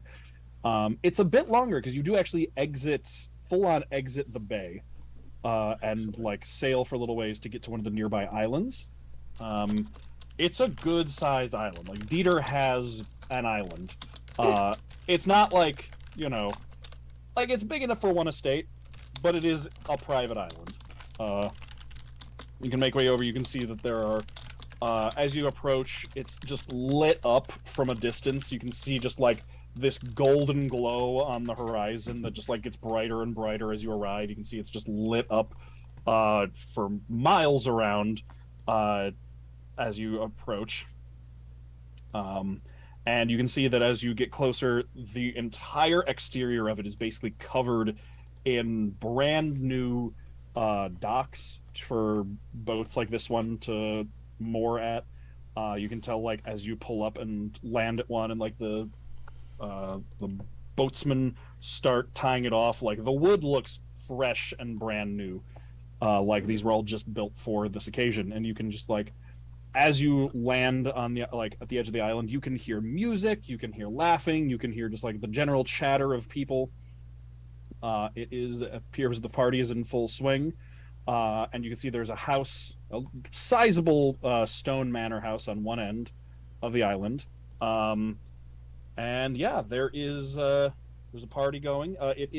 There's like a tasteful wall of well manicured hedges that runs around the perimeter of the island that basically makes it so that like there are entrances through the hedges, but that basically means that like you have to have like a dramatic entrance into the party and like see it all at once. You can't like see it once you get off the boat. You have to like turn a corner and just have it all laid out in front of you. So Lady Stanway steps off the boat. You're all kind of there. There's a few guests up and down the coast, just like also stepping off their boats and entering in, looking excited. And already many of them are just like looking up and down the water, seeing who's here and who's seeing them. And like, just the game has begun for them. And Lady Stanway steps off and says, well, into the lion's den, I suppose. Wonderful. Try not to get in too much trouble. Are there going to be lions here? No. Possibly. I hope not. If they are, they're part of the entertainment. I've only seen lions in the adventuring books. Let's hope it stays that way. Yeah. Shall we? Yeah. All right. and you can make your way along the hedges to that dramatic entry point. It's like an arbored archway with like roses threaded through the trellis to like create this like archway of roses that you step through, and you come out into the party. You can see it is basically broken up into several sections. You've got just like a wide lawn that makes up the majority of the just kind of meet and greet kind of area, just a place to mill about. There's drink tables and food tables scattered about for people to go and get their refreshments. There's people walking around with, hors d'oeuvres and appetizers on platters. Further down, there's a rather large fountain, and past the fountain is what looks like several pools of water, reminiscent of the hot springs that you encountered in Sveruk, but just kind of like man-made and like set into the ground, basically hot tubs spread out and like for people to lounge. And you can see some people are partaking. Further up towards the house is or more tables, and these ones like longer and with more seats around them, and you can tell that this is the like where you sit and eat dinner, and there's like a stage and everything over there, and that backs up to the back of the house with like two staircases that go up to a balcony that looks down over all this and the house and everything. But at the far end of the island, to your left, as you're entering into all of this, next to the main lawn, you can see what looks like, and this is drawing a considerable amount of attention. You can see a lot of traffic going to and from this area. You can hear applause, you can hear cheering, and just sounds of delight as you look in that direction, and you can see a very large and very colorful circus tent.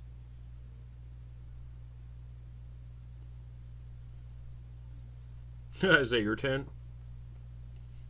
What does this tent look like? It is it's a big top circus tent, probably I would say alternating stripes of red and black, actually. Red and black. So like it's not like she looks at it and it's like, I have scraps of this tent in my bag.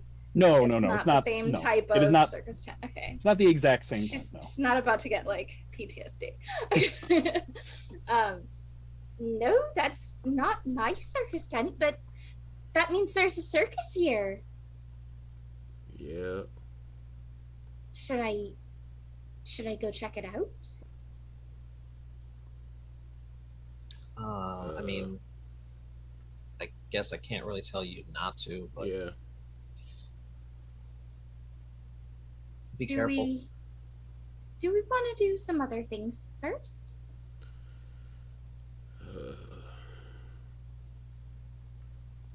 Well, I'm off to socialize. Let me know if you need anything. You'll, of course, be able to find me. Is there anything else you need while you're here? No. No, you've done a lot for us already. Couldn't really ask much more. Thank you so much. Good luck, and just remember, standing in the entryway does draw attention, and she'll just kind of make her way off as people are like walking past you to I'm gonna turn into fake Noble Monty. Mm-hmm. Walk around with like the one hand behind the back. Mm-hmm.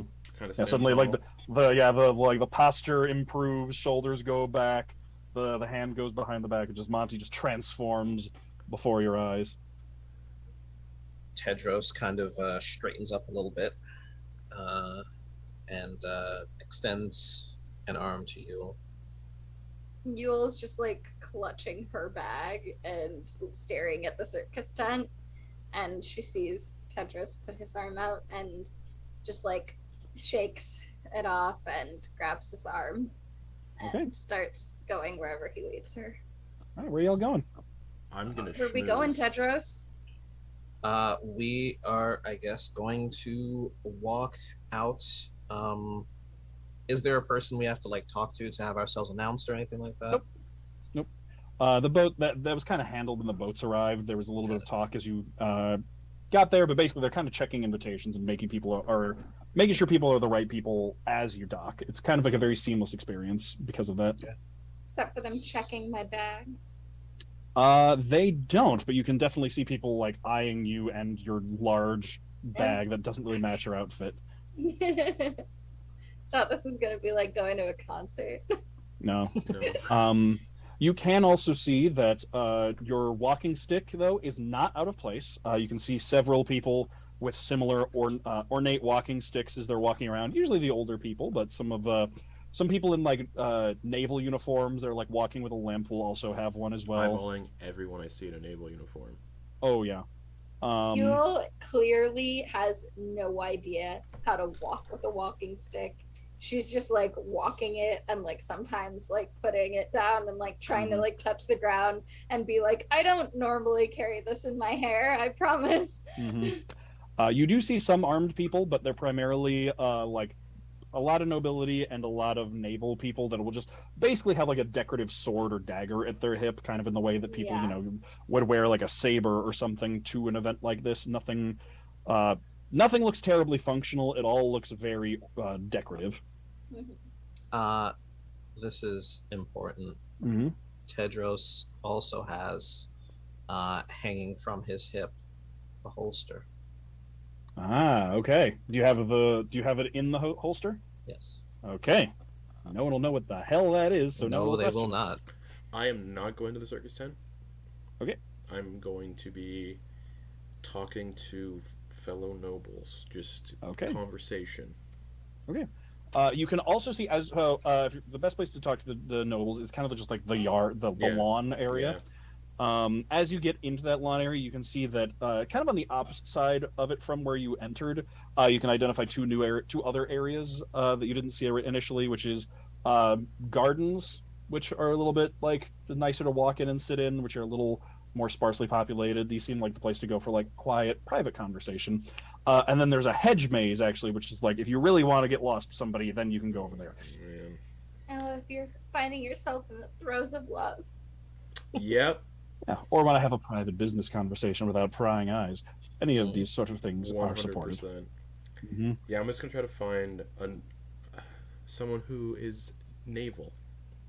Okay. Yeah. You can preferably one I don't recognize from the ship. Okay. Yeah. You can look around and make sure you don't recognize they would anyone. all be scarlet skin carvers and not possibly, and because all the people I knew died. So. Yeah. All right, while you're looking for that, what are Tedros and Yulyanya doing? So Tedros will kind of walk equidistant to where the tent is and where it looks like more people are socializing and like where like food and stuff might be. And he'll look at Yule and ask, which one do you want to do first? Well, I think I'll feel better if I just know what's in the tent. Let's go. And he will walk with her to the tent. Okay, so you're walking over towards the tent. So Monty, we'll go back to Monty first. Monty, you're walking around, you're looking around, you can see people, you certainly see people you recognize. Great. Not necessarily from the Orchid though. You see a few, like a handful of people that you recognize from the Orchid. But otherwise just like other doing my best not to scowl. Yeah. Other naval people, captains, first mates, that kind of thing. Yeah, or an officer specifically. Okay. I was gonna say also you do see someone in a crew member, like a crewmate's uniform for a ship, not an officer. Who your attention is drawn to her because she like takes an hors d'oeuvre off a platter, like with her arm kind of like, chicken winged out, and then like rapidly turns to one side when like you can tell she thinks someone calls her name, and manages to knock the entire platter out of the waiter's hands, just clang, clang, clang, clang onto the floor, and just like scattering them all over the place. And she turns, like immediately starts going red, and like turns over towards them, and you can see there's a conflict of like she steps and goes to like help pick them up, and then like stops herself and like looks around at all the nobility, and then just like awkwardly just kind of like straightens up, not really sure how to handle this situation. Okay, that's well approached then. It's rude if I don't pick them up, but everyone's gonna judge me. That's exactly like a commoner. That's well approached. Okay. Yeah, you can see her just standing, just still holding the one hors d'oeuvre in her hand, looking mortified and just kind of standing there frozen as she watches this waiter just like pick up or like pick up little like shrimp puffs with like Mhm. bits of grass on them. What time of day is it? It's like mid to late afternoon at this point. Good afternoon. Good afternoon to you as well, sir. Hello. Montblanc, Montauban. Very nice to meet you. Crewmate Bobby Reed. Nice to meet you. Bobby Reed. Nice Yes. to meet you. You as well. So, I wouldn't worry too much about what the other people think. Don't get it too into your head about it. Oh, that's nice of you to say. Oh, this is a very fancy party. So, what ship do you serve on? I've just recently been appointed to the Orchid. Trying really not hard not to. Mm-hmm. Oh, No reaction yet. The Orchid. That's the flagship. Yeah. Yeah. Just recently, and I feel Out of place. a little bit. Yes. Yeah. How is it on the Orchid? I've heard stories of people who served on it, and they said it's wonderful and one of the best ships to serve on. How have you been liking it so far? I wouldn't actually know yet. Oh, you haven't been on it yet. Well, I've been on it, but I was appointed right before the courtship season started. So at that point, the captain announced that the ship was going to be docked here and kept as on display for things. So it's going to be on extended shore leave. So I've just sort of technically am on the crew, but I've just kind of been on shore leave for this whole time, not really sure what to do. I assume you've heard the stories then about the Orchid, all the wonderful tales, not the Oh. not so wonderful tales. Yeah, some, yes, yeah. Yeah. So, why are you here? Why'd you come to the soiree? Just sort of to hang out? Yeah, Have some fun? they say that it's good, a good networking opportunity. People Yeah. being on the Orchid is, they say it's a good step towards nobility, and Yeah, my that's what they family, say, yeah, my family is that would be helpful. That'd be beneficial for my family. Yeah. So, I feel I'm that. doing my best here to make connections, and you can see her just like look down at the waiter who's like finishing putting the shrimp puffs on the platter, and like slight glare up at her, like not enough to like actually. Yeah, I'll give him a you glare know. back. Okay, you can see as soon as you like somebody else like also responds to him, he just kind of just like it vanishes off his face, and he stands up and just like, sir. How about we treat all of our guests with respect, huh? Of course, People make mistakes. of course, sir. That'll be all. And then, thank you, sir. And he'll turn and make his way away, like keeping he has like the lid back on the platter so that no one asks for like these grass and Yeah. dirt covered shrimp puffs. How do you like the captain? I haven't had much of a chance to interact with him really. He's been busy, and he's the captain, so he's a bit distant, which is understandable because you know he's the captain and he's very for busy. sure. He's incredibly distant. Yeah, I completely understand. A lot of business to take care of. You know, managing the ship and all the crew and everything around it. This soiree, even. True. Yeah. It's a big affair.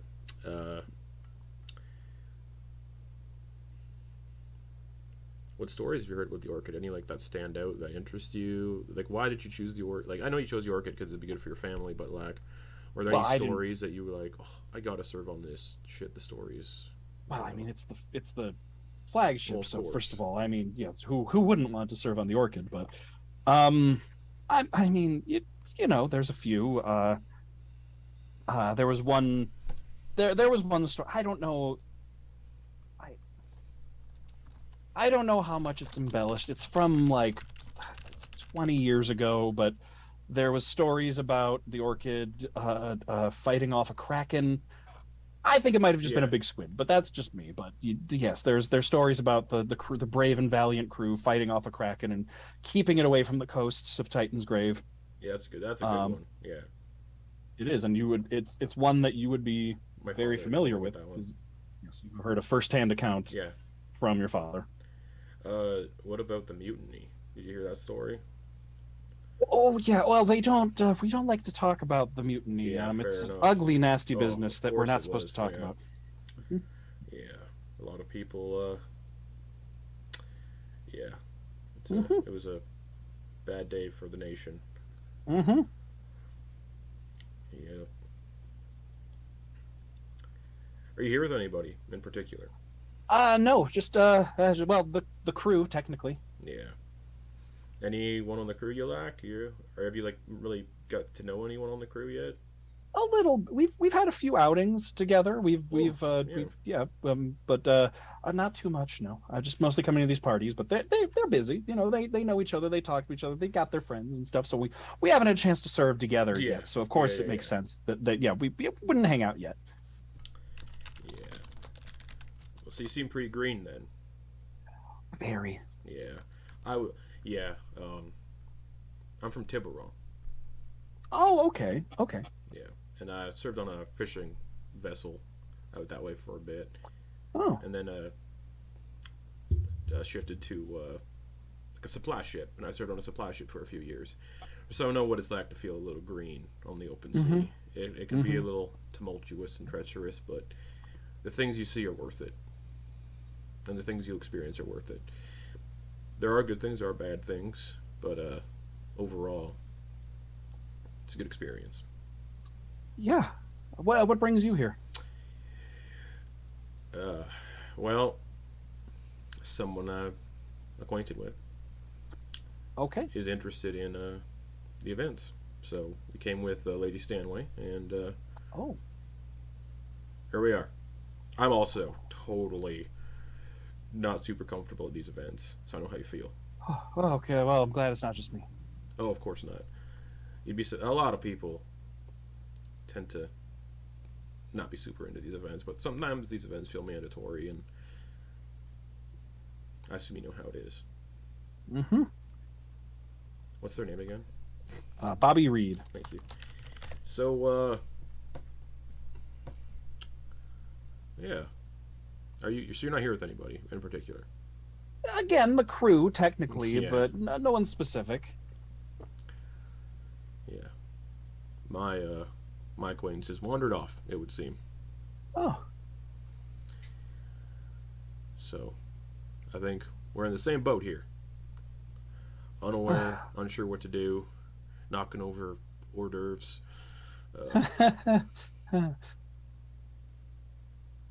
Yeah. And speaking of your companions, yeah. as we'll leave Montblanc and Bobby. Bobby spelled with an I-E and Reed spelled R-E-A-D. Yes. Cool. And we'll go over to Tedros and Yulyanya. What's their lineage? Human? Yes. Okay, cool. And pronouns?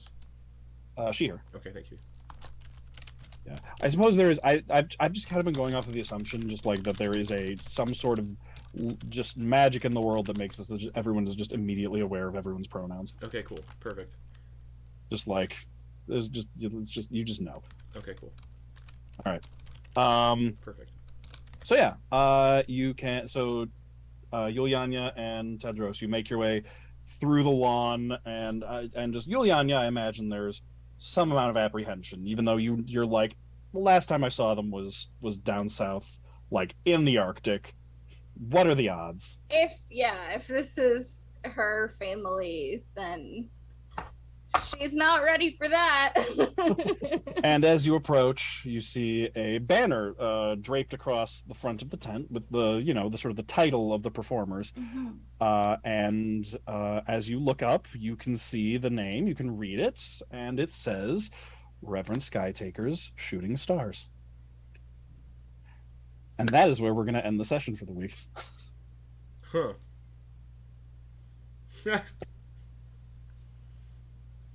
Welcome back, everybody. My stomach. Oh, okay. All right. Remember how I was like, it would be really helpful if you send me that backstory information for reasons? I do remember that. Yeah, thank you for getting Well, that to you me have today. it. Hey, I know, that was Got perfect now. timing. Right. So, It is interesting. great. It's perfect timing. So thank you for joining us for this shortened session this week, everybody. We will be back next week to explore the party. Me. Explore the party and find out what's going on with the Sisters Circus being here performing for Dieter von Stark. Yeah, that's not good. Monty can schmooze and walk around. Yulyanya has things to learn. Tedros can. I'm armed. Yeah. Things are, Tedros has a gun. things are going to get complicated. Yes, I'm they gonna throw are. up. So Yeah. Thank We're you for doing joining great. us, Thank you for joining us, everybody. We will see you again next week.